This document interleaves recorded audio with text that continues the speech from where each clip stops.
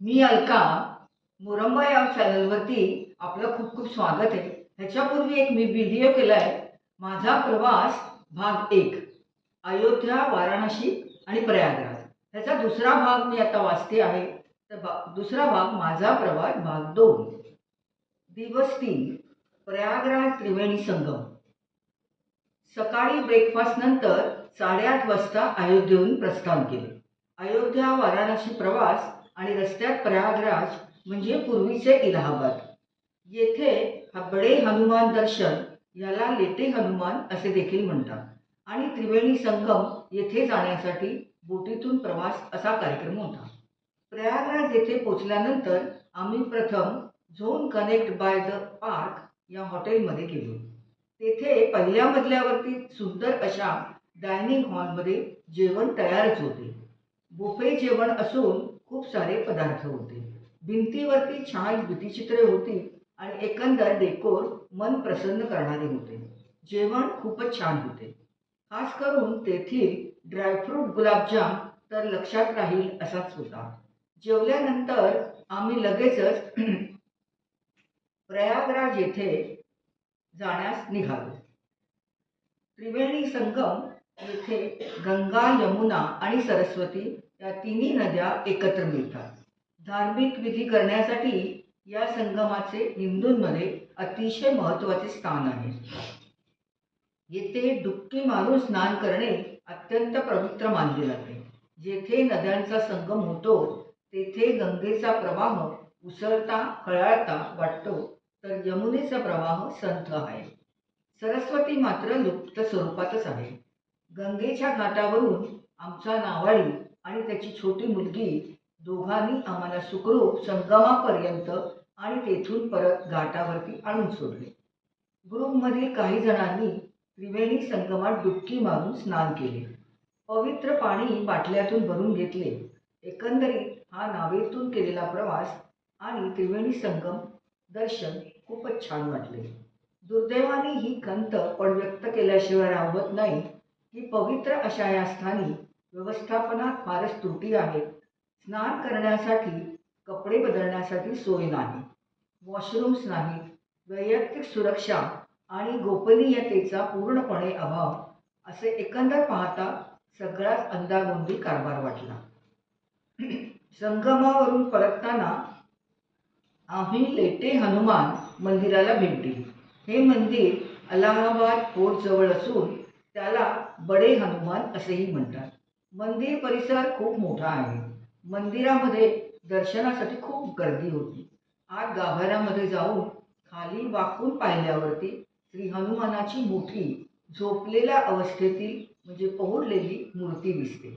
मूर्ती छान आहे. दर्शन छान झाले. मंदिराच्या बाहेर मोठा बाजार आहे. दर्शनानंतर आम्ही पुढील प्रवासात सुरुवात केली. संध्याकाळपर्यंत वाराणसीला अर्काडिया हॉटेल येथे पोहोचलो. आमचा पुढील 2 दिवसाचा मुक्काम याच हॉटेलमध्ये होता. हॉटेल छान होते. कुमकुम तिलक लावून स्वागत पण छानच झाले आणि आम्ही थोडे फ्रेश होऊन लागलीच डिनरसाठी पहिल्या मजल्यावर असलेल्या रेस्टॉरंटमध्ये जमा झालो. तेव्हा आम्हाला पुढील दिवसाच्या कार्यक्रमाची रूपरेखा पण सांगण्यात आली. जेवण छान झाले. जेवणानंतर आम्ही लगेचच रूमवर परतलो, कारण मंदिरातील गर्दी टाळण्यासाठी आम्ही दुसऱ्या दिवशी पहाटे 4:30 वाजता तयार होऊन निघायचे असे ठरवले होते. दिवस 4, वाराणसी. काळभैरवाचे मंदिर सकाळी 5 वाजता उघडते.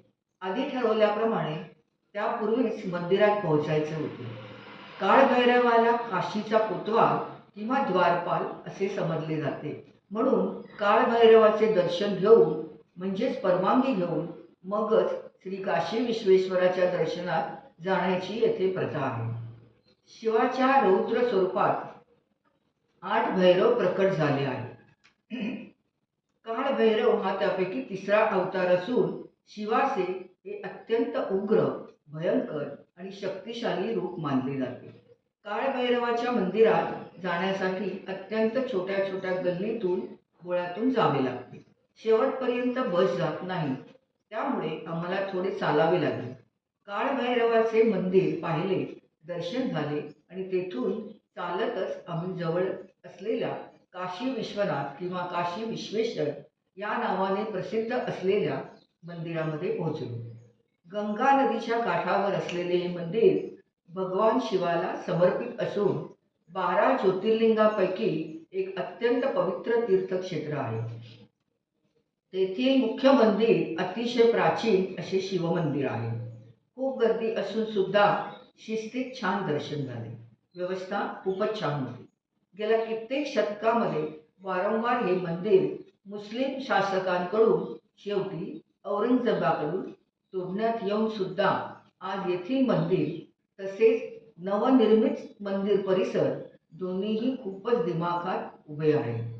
डिसेंबर 21 मध्ये प्रधानमंत्री मोदींच्या हस्ते लोकार्पण झालेल्या भव्य अशा या 5.5 एकर प्रोजेक्टमध्ये विस्तृत केलेले मुख्य मंदिर आणि जीर्णोद्धार केलेली इतर अनेक मंदिरे असून प्रशस्त अशा पाथवेने मुख्य मंदिराला घाटाशी जोडण्यात आले आहे. पूर्वीचे गल्ली बोळातील जाणारे रस्ते, अस्वच्छ परिसर हे सगळे आठवल्यानंतर आजचे नवनिर्मित स्वरूप नक्कीच थक्क करून टाकणारे आहे. श्रीमती अहिल्यादेवी होळकरांनी मुख्य मंदिराचा जीर्णोद्धार 1780 साली केला. आज मंदिराच्या मुख्य शिखरावरती सोन्याचा कळस दिमाखात दिसतो आहे. मंदिरातील शिवलिंग खूपच लहान असून त्या मानाने तेथून जवळच असलेला नंदी मात्र भव्य पण विरुद्ध दिशेला तोंड करून उभा आहे. नंदीच्या समोर ज्ञानवापी मशीद परिसर आहे. याच मंदिर परिसरात आज मोठे शिवलिंग मिळाले आहे असे म्हणतात. तिथे जाता येत नाही आणि प्रकरण न्यायप्रविष्ट आहे. मंदिर आणि मशीद परिसराच्या मध्ये उंचच उंच भिंत बांधून कॉरिडॉर बॅरिकेड्स लावलेले आहे. आज जाता येत नसले तरी एका छोट्या झरोक्यामधून मशिदीच्या आत दक्षिण तहखान्यात ज्या ठिकाणी पूजा करण्यास न्यायालयाने परवानगी दिली आहे तो भाग मात्र पाहता आला. मंदिर परिसरातच अन्नपूर्णा देवीचे तसेच इतर काही छोटी मंदिरे पण आहेत आणि मागील बाजूस नदीच्या घाटापर्यंत छान असलेला बांधलेला भव्य कॉरिडॉर आहे. कॉरिडॉरमध्ये अहिल्यादेवी होळकरांचा पुतळा आणि जवळच भारताच्या नकाशाच्या पार्श्वभूमीवर भारत मातेचा पुतळा आहे. एक छोटेसे रेस्टॉरंट पण आहे जेथे चहा कॉफी घेऊन आम्ही पुढे घाटावर जाण्यास निघालो. घाटावरती जाण्याआधी गिरीकंद करून आम्हाला पुरुषांना उपरणे आणि स्त्रियांना छान असा रेशमी दुपट्टा भेट देण्यात आला. फोटोशूटही केले गेले. श्री काशी विश्वनाथ मंदिरात मोबाईल फोन नेता येत नाही, त्यामुळे सगळ्यांनी आपापले फोन लॉकरमध्ये ठेवण्यासाठी अक्षयकडे आधीच दिले होते. आता कुठलीही फोटोग्राफी व्हिडिओग्राफी करता येत नाही. कदाचित त्यामुळेच केवळ फोटो काढण्यातच आपले लक्ष आणि वेळ जाऊ न देता आम्ही मंदिरात दर्शन झाल्यावर तेथील परिसरात मुक्त भ्रमण करू शकलो. सुंदर असा तो मंदिर परिसर पाहिला आणि अनुभवला सुद्धा. भव्य अशा या नवमंदिर परिसरात फिरताना खूपच छान वाटले, समाधान वाटले आणि अभिमान सुद्धा वाटला. तसेच श्री काशी विश्वनाथाचे दर्शन घेऊन अतिशय धन्य वाटले. गंगेवरील घाटाची परिक्रमा. वाराणसीच्या अनेक प्रसिद्ध घाटांबद्दल खूप ऐकून होतो. यावर्षी घाटाची परिक्रमा करण्याची गिरीकंद करून एक मोठी बोट निश्चित करण्यात आली होती. बोटीच्या वरच्या मजल्यावरती लाईफ जॅकेट घालून आम्ही बसलो. सकाळची मस्त हवा आणि गंगेचा विस्तीर्ण फोट खूपच छान वाटत होते. इथे गंगेचे 80च्या वर घाट असून प्रत्येक घाटाचे वेगळे असे वैशिष्ट्य आहे. या घाटांची सविस्तर माहिती आम्हाला बोटीवरून जॉईन झालेल्या गाईड करून कळली. सर्व घाटांवरून अगदी जवळून पण नदीतून बोटीवरील फेरफटका मारताना खूपच मजा वाटली. बरेचसे घाट स्वच्छ आणि नीटनेटके बांधलेले दिसत होते. एका टोकाला एसी घाट आणि दुसऱ्या टोकाला नमो घाट असा सर्व घाटांचा प्रवास झाला. या बोटीवरील प्रवासात मनोरंजनासाठी गिरीकंदकडून 2 गायक पण बोलवण्यात आले होते. त्यामुळे खूपच मजा आली. त्यांचे सुंदर संगीत तसेच भजने ऐकत ऐकत बोटीवरती वेळ खूपच छान गेला आणि मजा आली. शेवटी आम्ही नमो घाटावरती उतरलो. नमो घाटावरील नमस्कारांची स्कल्पचर्स तर फारच भारी वाटली. एकंदर अशी होती आमची कायम लक्षात राहावी अशी घाटांची परिक्रमा. या नदीवरील सुंदर सफरीनंतर आम्ही आता जरी परत जाणार असलो तरी गंगा आरतीसाठी संध्याकाळी परत गंगेवरती म्हणजेच गंगेच्या घाटावर येणारच होतो. नमो घाटावरून आम्ही जेवणासाठी हॉटेलवर परतलो. जेवण तयारच होते. छान जेवणानंतर पुढील भागात BHU आणि गंगा आरती असा कार्यक्रम होता. BHU म्हणजे बनारस हिंदू युनिव्हर्सिटी. येथील परिसर एकंदर खूपच मोठा असून त्यामुळे युनिव्हर्सिटीची भव्यता लक्षात येते. 1916 मध्ये श्री मदन मोहन मालवीय यांनी या युनिव्हर्सिटीची स्थापना केली. एकंदर 13 एकरच्या परिसर आहे. येथे सर्व विषयांच्या फॅकल्टी असून उच्च शिक्षणाची सोय आहे. परिसरात भव्य असे बिर्ला मंदिर पण आहे, जेथे स्थानिक विद्यार्थी तसेच देशविदेशी विद्यार्थी प्रवासी दिसत होते. गंगा आरती. गंगेवरील रात्रीची गंगा आरती रोज ठराविक घाटावर केली जाते. BHU नंतर आम्ही संध्याकाळच्या गंगा आरतीसाठी परत गंगेवरती आलो. आरतीला खूपच गर्दी होती. व्यवस्था छान होती. शंखानाद आणि दीपमाळांचे दृश्य फारच छान वाटले. वातावरण एकदम मंत्रमुग्ध करणारे, कायम लक्षात राहावे असे होते. नुकताच आम्ही शरयू आरतीचा अनुभव घेतला होता. येथे तशीच पण जास्त भव्य अशी आरती झाली. संकटमोचक मंदिर. गंगा आरतीनंतर आम्ही येथील प्रसिद्ध अशा संकटमोचक मंदिरात गेलो. या मंदिरात पण मोबाईल फोन नेता येत नाही. मंदिर छान आहे. आरतीच्या वेळेत गेल्यामुळे खूपच छान वाटले.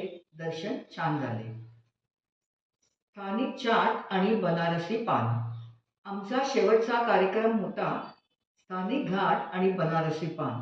दोन्हीही मनसोक्त लज्जत घेतली. खूप मजा आली. आजचे सर्व कार्यक्रम संपल्यावरती हॉटेलवर परतलो. जेवण तयारच होते. अर्थात थोड्याच वेळापूर्वी चाट खाल्लेले असल्यामुळे बहुतेक कोणीच तिकडे फिरकले नसावे. वाराणसी येथील खरेदी. मध्येच थोडासा वेळ काढून आम्ही बनारसी साडी, ड्रेस मटेरियल अशी खरेदी करण्याची हौस पण पुरी करून घेतली. दिवस 5. वाराणसीहून परतीचा प्रवास. ब्रेकफास्ट केला. नंतर फ्लाईट टायमिंग प्रमाणे वाराणसी एअरपोर्ट गाठले आणि सर्वजण आपापल्या घरी परतलो. असा हा आमचा प्रवास. या 4-5 दिवसांच्या प्रवासात खूपच मजा आली. एकंदर प्रवास छानच झाला. हॉटेल्स, रोजचा ब्रेकफास्ट, जेवण सर्व छान होते. गिरीकनचे अक्षय आणि अभिषेक यांनी छानच सहकार दिला आणि त्यांनी केलेली सर्व व्यवस्था प्रोफेशनल आणि अप टू द मार्क होती. त्यांना धन्यवाद आणि ऑल द बेस्ट.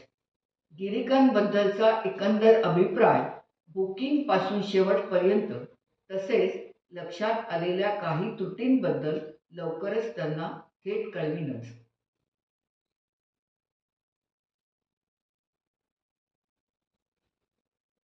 मी आज 2 भागांमध्ये माझा प्रवास हा व्हिडिओ केला होता. तो दुसरा भाग पण मी आज पुरा केला आहे. तर 2 भागामध्ये मी हा ऑडिओ व्हिडिओ हे केला आहे, शेअर केला आहे. तर तो कसा काय वाटला तुम्हाला? त्याबद्दल तुम्ही कॉमेंट्स कळवा मला, कसा काय वाटला, आवडला का? आवडला असेल तर लाईक करा, शेअर करा सगळ्यांना. आणखी नेहमी मी सांगते त्याप्रमाणे तुम्ही जर माझ्या चॅनलला सबस्क्राईब केलं नसेल तर नक्की सबस्क्राईब करा. धन्यवाद.